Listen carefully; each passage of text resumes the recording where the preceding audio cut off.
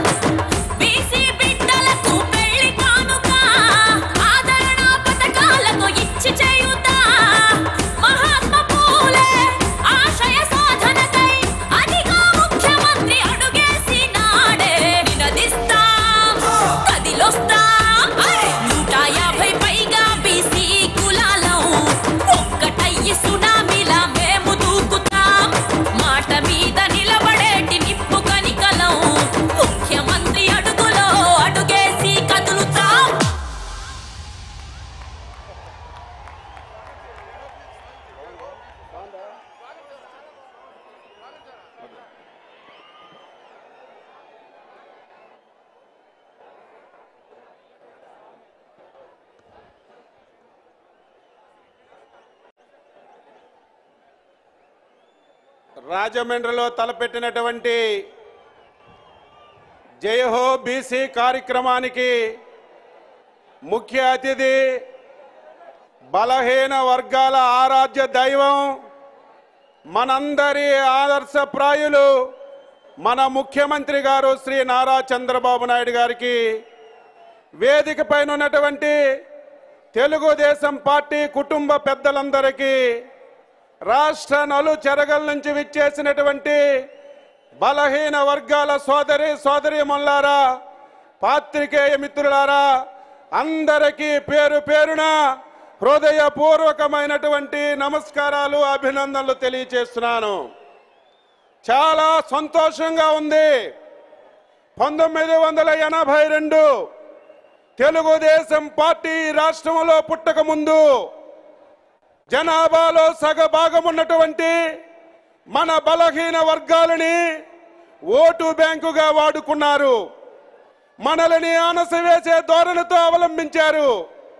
1982లో విశ్వవిఖ్యాత నట సార్వభౌముడు నందమూరి తారక రామారావు గారు తెలుగుదేశం పార్టీని ఈ రాష్ట్రంలో పెట్టిన తర్వాత బలహీన వర్గాలకి ఆర్థికంగా, రాజకీయంగా, సామాజికంగా అవకాశాలు వచ్చాయనే విషయాన్ని మనందరం కూడా గుర్తు పెట్టుకోవాలి.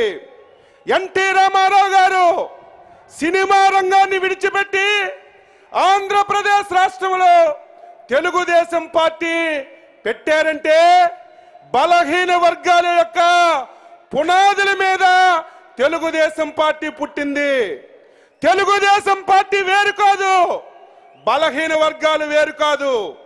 మనం 36 సంవత్సరాలుగా సుదీర్ఘమైనటువంటి తెలుగుదేశం పార్టీ ప్రయాణంలో ఎన్నో కష్టాలు పడ్డాం.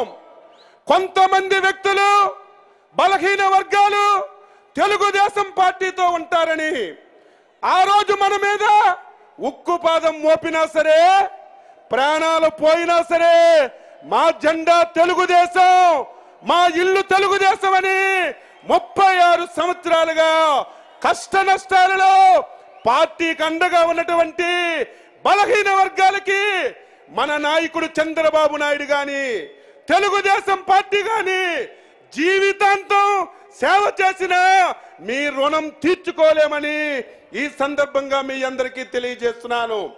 బలహీన వర్గాలలో పుట్టడం ఒక అదృష్టం. చాలా మంది అంటారు బలహీన వర్గాలని చిన్న చూపుతో చూసేవాళ్ళు. కానీ తెలుగుదేశం పార్టీ వచ్చిన తర్వాత 1996లో మన ముఖ్యమంత్రిగా నారా చంద్రబాబు నాయుడు గారు బాధ్యతలు తీసుకున్న తర్వాత బలహీన వర్గాలం కాదు, మనమే ఈ రాజ్యానికి రాజులుగా వెలిగామని చెప్పి మీ అందరికీ ఈ సందర్భంగా తెలియజేస్తున్నాను. సోదరిమణులారా, ఈ పార్టీ మన పార్టీ. ఈ పార్టీ జీవితాంతం అధికారంలో ఉంటేనే బలహీన వర్గాలకి ఈ రాష్ట్రంలో స్వేచ్ఛ వస్తుంది. ఒక ఉదాహరణ, 10 సంవత్సరాలు రాజశేఖర్ రెడ్డి కాంగ్రెస్ పార్టీ అధికారంలో ఉంది. 10 సంవత్సరాలు బీసీలకి ₹1 ఖర్చు పెట్టినా తెలుగుదేశం పార్టీ బలపడుతుందని 10 సంవత్సరాలు 1 పైసా ఇవ్వకుండా సమాజంలో సగభాగం ఉన్నటువంటి మనకి తీరని అన్యాయం చేశారు. అయితే మనందరం మళ్ళీ ఏదైనా ఒక రోజు ఈ పశువు జెండా అధికారంలోకి వస్తుంది. మన నాయకుడు చంద్రబాబు నాయుడు మళ్ళీ ముఖ్యమంత్రి రాష్ట్రానికి అవుతాడు. 10 సంవత్సరాలు జరిగినటువంటి నష్టాన్ని వడ్డీతో సహా ఇస్తాడని ఆశతో మళ్ళీ చంద్రబాబు నాయుడిని ఈ రాష్ట్రంలో అధికారంలోకి తీసుకొచ్చాం. నేను గర్వపడుతున్నాను. 4.5 సంవత్సరాల్లో బలహీన వర్గాలకి ఒక స్వర్ణయుగం. స్వాతంత్రం వచ్చి 70 సంవత్సరాలైంది.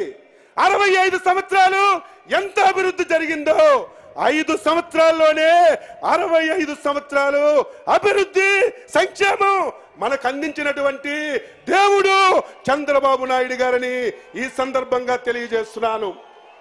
ఈ రోజు మనం జీవితంలో మరిచిపోలేనటువంటి రోజు. ఈరోజు మన ముఖ్యమంత్రి గారు స్వాతంత్రం వచ్చిన తర్వాత సమాజంలో జనంలో సగం ఉన్నటువంటి బీసీలకి ఈరోజు వరాల జల్లు ప్రకటిస్తున్నారు.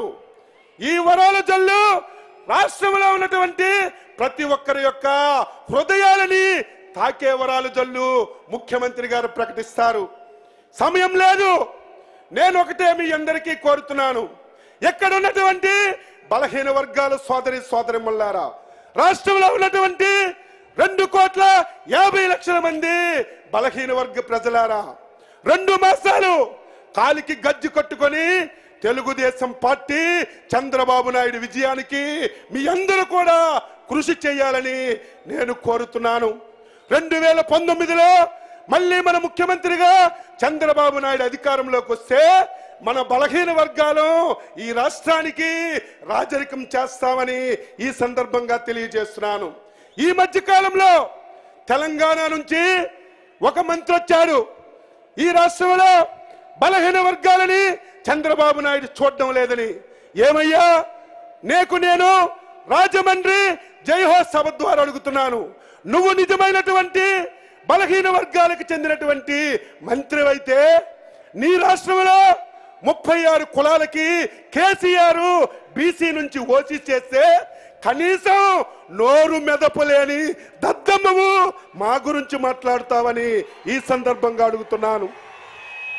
36 కులాలని హైదరాబాద్ పట్టణంలో బీసీల నుంచి తీస్తే నువ్వు మంత్రిగా ఉండి నోరు మెదపకుండా ఆంధ్ర రాష్ట్రానికి వచ్చి బీసీల మీద సిచ్చు పెట్టాలని చూస్తున్నావు. ఖబర్దార్, రాష్ట్రంలో బీసీలంతా ఒకటే నినాదం. సోదరులారా, ఎవరి మాట అయినా విన్నా సరే, ఎవరు ప్రలోభాలకు లొంగినా సరే మనకు మనం హత్య చేసుకున్న వాళ్ళం అవుతాం. మనం సంఘటితంగా ఉండాలి, ఒకే నినాదంతో ఉండాలి. మనకి ఆదరిస్తున్నటువంటి చంద్రబాబు నాయుడికి, తెలుగుదేశం పార్టీకి జీవితాంతం రుణపడి ఉండాలని ఈ సందర్భంగా తెలియజేస్తూ, ఇప్పుడే మనం ఒక పాట పాడింది. 80 సంవత్సరాల ముసలమ్మ లేచి డాన్స్ చేస్తుంటే నాకు డాన్స్ రాదు కానీ నాకు డాన్స్ చేయాలనిపిస్తుంది. అంటే మనందరం కూడా ఆ హుషారుగా, ఆ ఉద్రేకంతో ఈ 2 మాసాలు పనిచేసి ఈ రాష్ట్రంలో 170 స్థానాలు గెలాలి. ఎందుకు గెలం? 55 లక్షల మందికి 2,000 పెన్షన్ ఇస్తున్నాం. జనవరిలో 2,000, ఫిబ్రవరిలో 2,000, మార్చిలో 2,000, ఏప్రిల్లో 2,000, 8,000 తీసుకొని మిషన్ దగ్గరికి వెళ్తే సైకిల్ కాకపోతే ఏ గుర్తు కనిపిస్తాదని చెప్పి మీ అందరికీ నేను అడుగుతున్నాను. ఈరోజు 95 లక్షల మంది మహిళా సోదరీమణులు ఉన్నారు.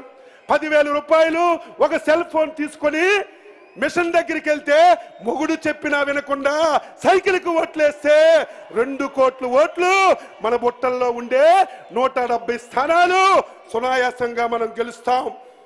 సోదరులారా, చాలా విషయాలు మాట్లాడాలి, సమయం లేదు. మీ అందరికీ బలహీన వర్గాల నాయకుడిగా, వద్దండులున్నటువంటి బలహీన వర్గాల పార్టీగా మీ అందరికీ మొక్కుతున్నాను. ఇది మన పార్టీ.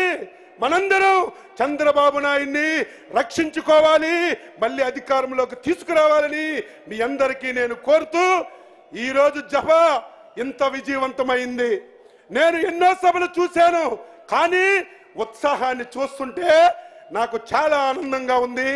ఈ సభని విజయవంతం చేసినటువంటి ప్రతి ఒక్కరికి పేరు పేరున అభినందిస్తూ మీ అందరి దగ్గర సెలవు తీసుకుంటున్నాం. జై హింద్, జై చంద్రబాబు, జై బీసీ, జై బీసీ, జై బీసీ.